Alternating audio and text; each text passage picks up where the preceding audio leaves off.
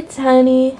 I don't know if this video is going to be a short or a full video or what, but I wanted to make it because I made a custom and I really like it and I want to share it with you guys. So I'm sure we're all familiar with LPS 1, the literal birth of Hasbro's Littlest Pet Shop line, the very first G2 pet to ever be produced. And I mean, look at him. This guy is a goober. I don't think there's any other way to describe him, but he is also so lovable and iconic. This guy even has his own Christmas ornament, like, come on now, and I want it so bad. And as much as I love this pet, with all my heart, I've always had a thought in the back of my head that the body just doesn't work. Like, he's meant to be a little scrangly short-haired chihuahua. I get that. But there's just something about his body, especially from the front-on stance, where I'm just like, girl. So today, I have taken it upon myself to redesign, revamp, and remake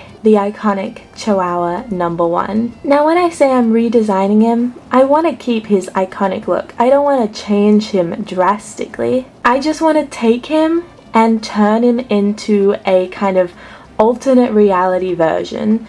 Think of it as if I went back in time and was given the opportunity to design this pet, this is how I would make it look. So, come along with me today while we redesign Chihuahua #1. So first things first, let's get this out of the way. I got doubles of this pet. Hell, I got triples of this pet. I got these before the prices started booming, thankfully.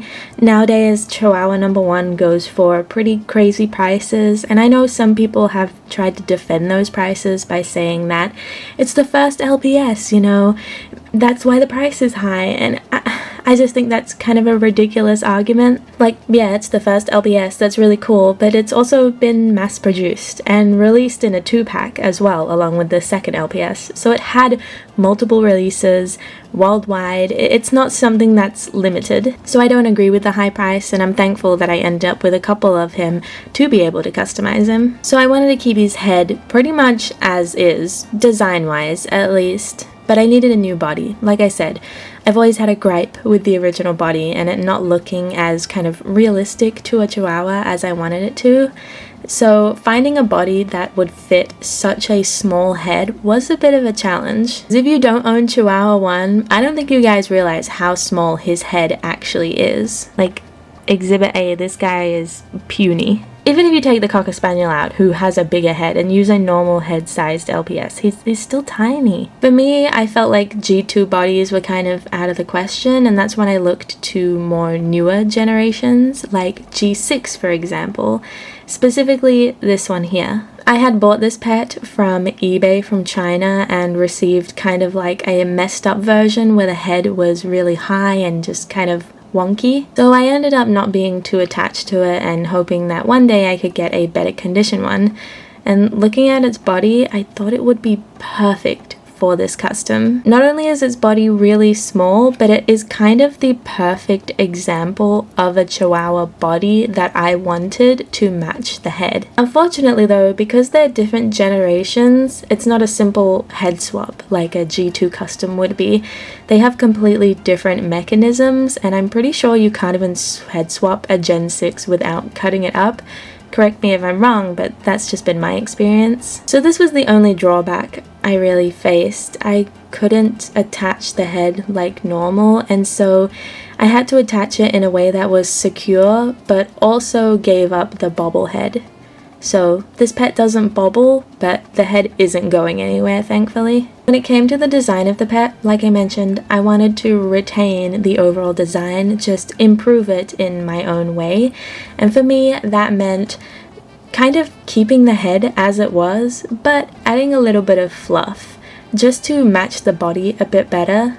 This specific G6 body has a lot of little fluffy parts that are part of the mold, and I thought having this bald-headed Chihuahua head would just look weird, so I decided to sculpt on some hair on the top of the head and mapped that out when I was designing it. Truth be told, after the initial head swap and looking at it while I was designing the overall layout, the colors were actually a pretty good match as it was, but I did want to fully paint this custom and not just repaint the body and call it a day. I've already done that with my Bull Terrier, and as much as I loved doing that custom, this one I was fully committed to remaking, doing a full paint over. When it came to actually customizing this pet, I kind of didn't record it. I enjoyed just making it off camera. Don't get me wrong, I love customizing videos on camera and, you know, showing you the whole process and everything, but sometimes it's nice to just zone out and do it in your own time. That's what I ended up doing with this Chihuahua. I have a few clips that you guys will be seeing on screen, but majority of it was just in my own time and enjoying the process. And after all of the planning, head swapping, customizing, and designing, that brings us to today, where I have my finished, redesigned Chihuahua. Now I want to iterate. I'm not trying to replace Chihuahua 1, and I'm not trying to sit here and be like, my custom's actually better than the original. This was legit just a passion project and something I wanted to see if I could do. I've never actually fully made a custom with an already existing design.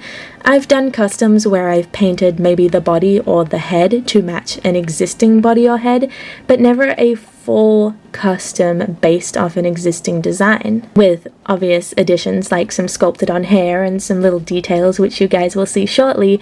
But I really enjoyed the whole experience and I really love how this custom turned out, and I hope you guys will as well. You can still prefer the original Chihuahua number 1, and I won't fault you at all. It looks so freaking goofy but lovable, but I want to share what I did with this design and how I changed it. So, without any more yappadoodling, here is my redesigned custom of Chihuahua number 1.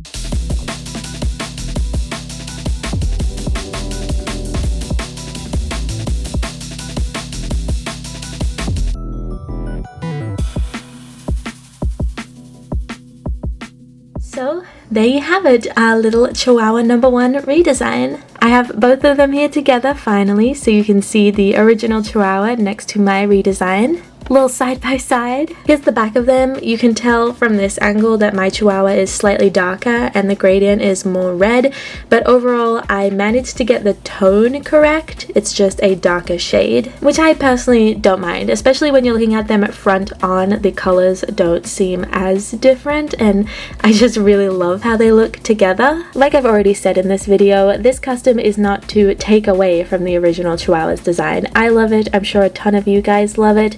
But if I was given the opportunity to redesign the iconic number 1 Chihuahua, this is how I would do it. I think for me the biggest change is the body, and I feel like it's just more harmonious to the actual mold and what a Chihuahua actually looks like. That's just me. You can completely disagree, but that's what I wanted to encapsulate with this custom, and I'm happy with it, and I think I did. When creating art, it's great to hear other people's opinions, but as long as you're happy with your own creation, then it's been a successful piece that you've made, and I am very happy with this little guy. I just love everything about him. He is probably one of my cleanest customs to date, and I love when I can see myself improving in my customs because I didn't come out the womb making amazing customs. It has been a process, and you can see that reflected on my channel with the pets I have customized over the years. So it's really nice now and again to do a custom like this and actually be proud of my work, because I can be very self-critical and I'm sure a lot of artists can relate to that.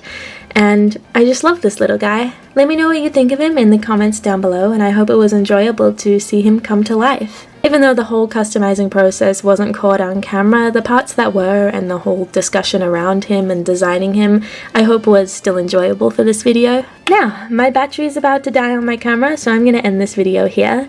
Thank you so much for watching. If you want to see more of this little guy, I have an upcoming video starring him, as well as some photos I plan to post on Instagram. But if you enjoyed this video, like always, please don't forget to like, comment, and of course subscribe, and I'll see you next time in my new video. Until then, bye guys! Bye!